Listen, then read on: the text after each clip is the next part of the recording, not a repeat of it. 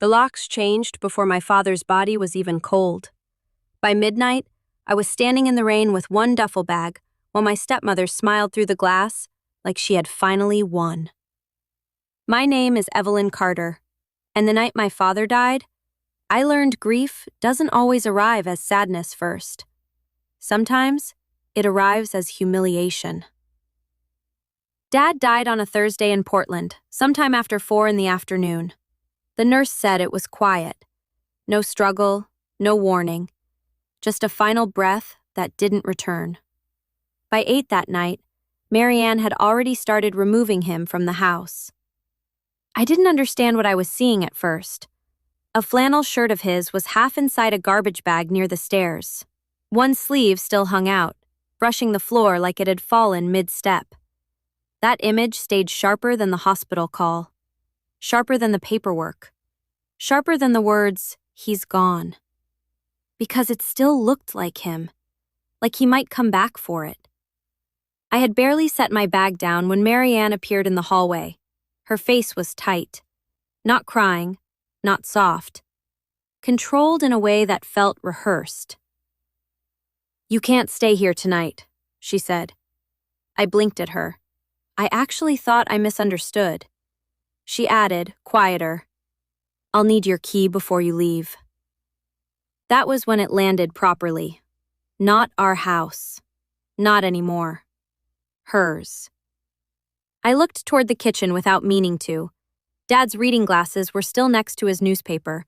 His coffee sat untouched, a thin film forming on top.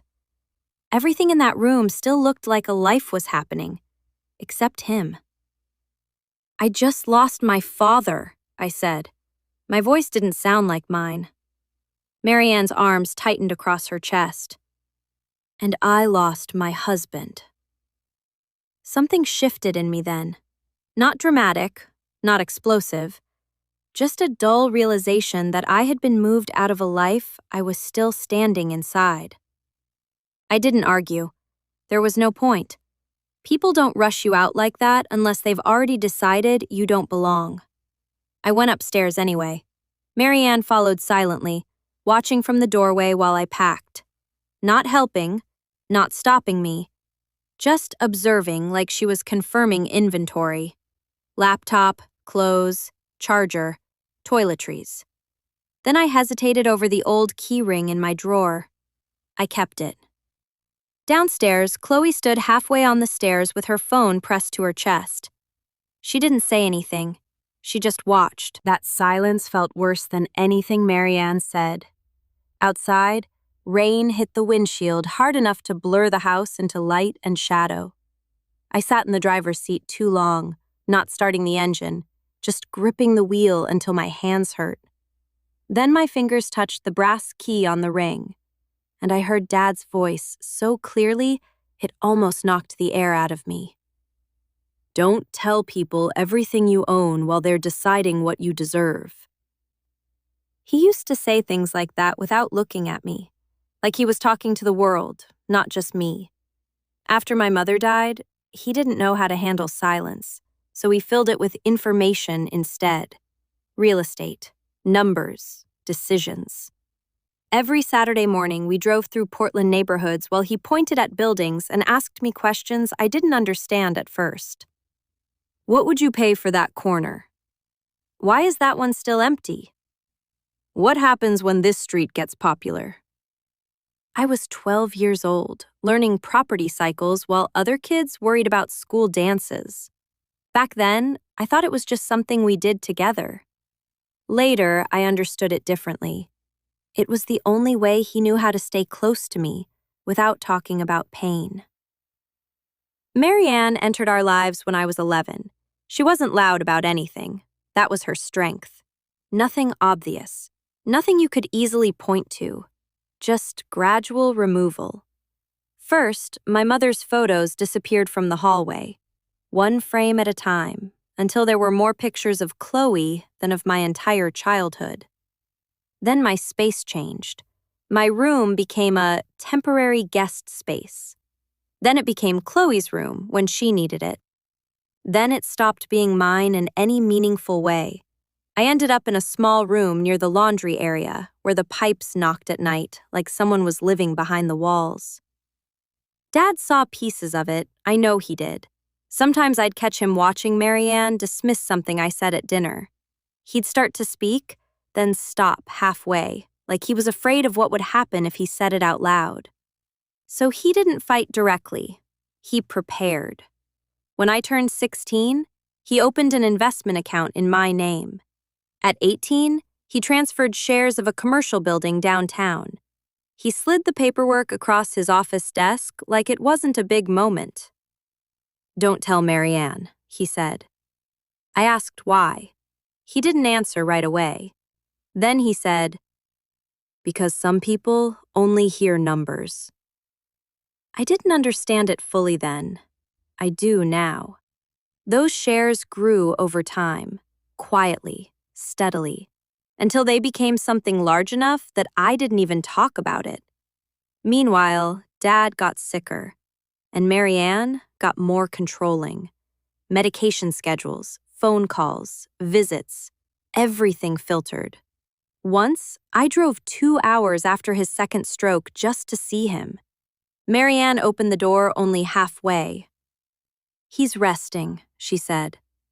But I could see past her shoulder.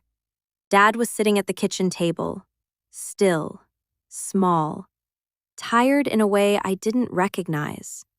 When he saw me, he lifted his hand slightly, not even a wave, just acknowledgement, like he was trying not to fall apart in front of me. I drove home shaking so hard I had to pull over twice. After that, I stopped expecting easy access to him. 6 weeks later, he died, and Marianne moved fast. At the funeral, she sat in the front row like she had already accepted a role she'd been preparing for. There were 3 reserved seats. She took one, Chloe took another. The third stayed empty. I sat behind them with Aunt Diane. Halfway through the service, Diane leaned in and said, "He made sure you wouldn't be left with nothing." I looked at her. What does that mean? She didn't answer directly. She just held my hand tighter. 5 days later, we met at the estate attorney's office downtown. Marianne walked in prepared, confident, controlled, expecting confirmation. The attorney started with the house, then the savings. Marianne nodded through both. Then he opened the final folder.